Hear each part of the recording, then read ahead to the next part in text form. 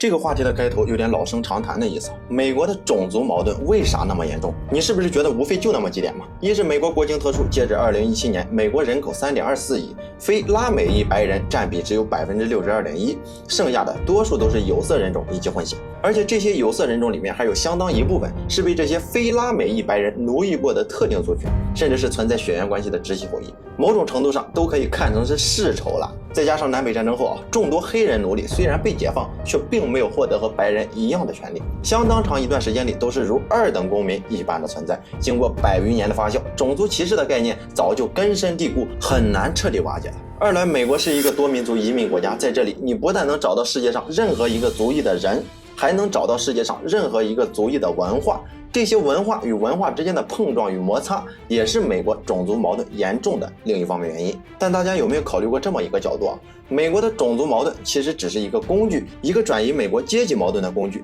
而阶级矛盾恰好就是资本主义世界3大不可调和矛盾之一，某种程度上更是3大矛盾中唯一的内部矛盾，迫切存在被转移的客观需要啊。回过头来，我们再看美国的种族矛盾，尤其是其中最突出、最尖锐的黑人解放运动。这场从美国开国纠缠至今的黑人问题，真的有那么难解决吗？1776年7月4日，美国宣布独立，一直截止1862年9月22日，林肯发表解放宣言。这段时期，你要说黑人问题真的很难解决，这个我信啊，因为在林肯之前，美国总统一直都是南方蓄奴州的代表，西进运动呢又进行得轰轰烈烈，大量移民，甚至是政府和军队不断通过早已被印第安人鲜血染红的66号公路从东向西扩张。再加上18世纪欧洲棉纺织业的蓬勃发展以及轧棉机的发明，让众多种植园主看到了大规模种植棉花的希望。正是缺黑奴摘棉花的时候，这个时候谁要是敢提解放黑奴，得罪整个美国不至于，但得罪南方有钱有权的种植园主肯定是跑不了的。比如林肯嘛，1834年，这是林肯首次公开抨击黑奴制，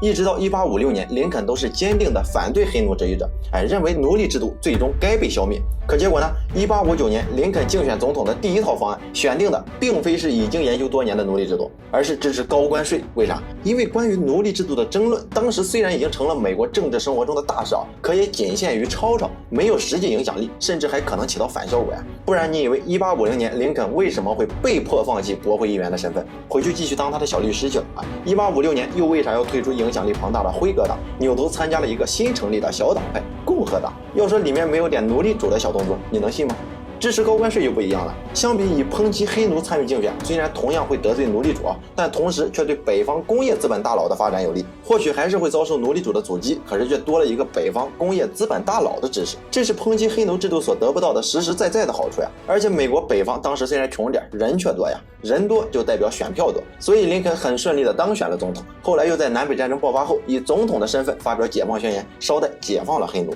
否则不说解放黑奴了，林肯能不能当上这个总统都还两说呢。但问题就在这里南北战争后，林肯已经解放了黑奴，为啥时至如今几乎每一个黑人还是觉得他们在美国没有受到公正待遇？真就是黑人种族里的劣根性吗？当然不是呀，甚至于这个概念都是刻意搞出来混淆视听的。什么叫种族劣根性？野蛮、粗鲁、懒惰、不讲卫生就是种族劣根性吗？你把他们从贫民窟里面搬出来看看，人均教育常春藤看看，解决温饱问题看一看，社区治安再提升下看看。真实情况是黑奴的解放仅限于打破枷锁，却没有人去善后。就好比大木带着我去沙漠旅行，说好了一起去散心，结果呢玩的是挺开心，可是到沙漠深处的时候，大木带着水跑路了，剩下我一个人在风沙中凌乱，这能叫散心吗？还是说这就是解放？黑奴被解放前好歹还有个住的地方，吃的不算好，但最起码还有吃的。被解放以后呢，工业资本大佬的目的是达到了，成功扩张了市场嘛，却在黑奴事务善后上毫无作为。黑人不想继续当奴隶，种植园主当然也不可能继续给黑人提供饮食和住宿呀，选择接受雇佣吧，前面还排着大量的白人，根本轮不上，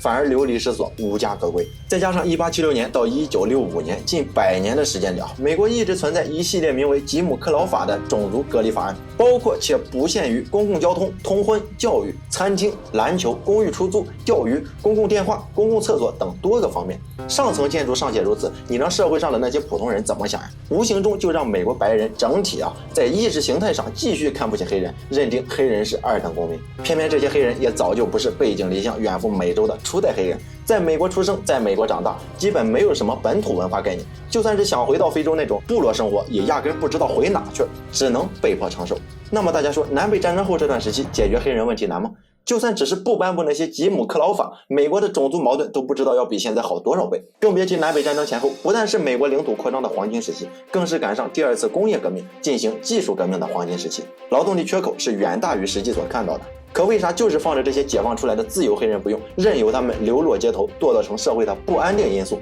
甚至还要在后面颁布一系列种族隔离法案，强化种族矛盾呢？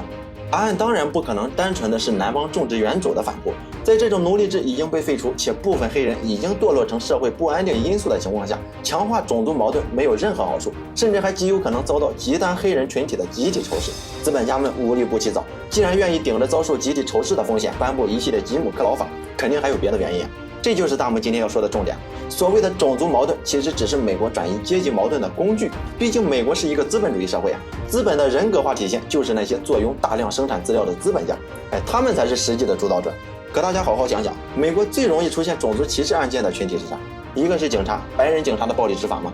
一个是治安、教育等各方面条件都相对较差的黑人社区。而这两个，美国警察勉强可以算得上是中产啊，不过并没有占有生产资料，所以本质上还是无产。黑人社区就不用说了，基本无产。当然，那些有特殊癖好的精英黑人除外啊。我们再看资本主义社会不可调和的阶级矛盾是啥？来，大家跟我一起念：无产阶级与资产阶级的矛盾。前者是被剥削者，后者是剥削者。如果咱们把这个关系套用到美国的种族矛盾身上，相信大家不难发现，在基础的无产阶级与资产阶级矛盾下面，又多了一项无产阶级与无产阶级的矛盾，而不断剥削无产阶级的资产阶级却成了这个关系中的旁观者。举个例子，一个美国白人警察暴力执法，导致黑人无辜残疾，结果白人警察啥事没有，该吃吃该喝喝，黑人不服发起黑人游行，诱发更大规模的暴力执法案件。最后资本家们一看事情有点控制不住了，判处白人警察去坐牢，同时给黑人提出补偿，黑人满意，事情结束。可事情真的就结束了吗？白人警察子女不服判决，觉得自己父亲没错呀，执法过失而已，却被判坐牢。后来因为对美国警察体系失望而加入黑帮，无恶不作。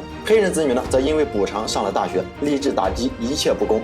当了警察，然后在一次执勤中一不小心误伤了一个白人，种族矛盾再次上演，只是对调了角色而已。本质上还是无产阶级与无产阶级的矛盾，资产阶级依然是看戏的旁观者，同时在继续剥削无产阶级，只需要在适当的时候出面制裁下黑人子女，然后补偿白人子女即可。本质没变，种族矛盾也还在，可是不可调和的阶级矛盾却没有了。或者说都去关注资产阶级刻意引导的种族矛盾了，却忘了一直剥削无产阶级的资产阶级，忘了越来越多甚至越来越年轻的流浪汉。我是大木，关注我，你不亏。我们下期再会。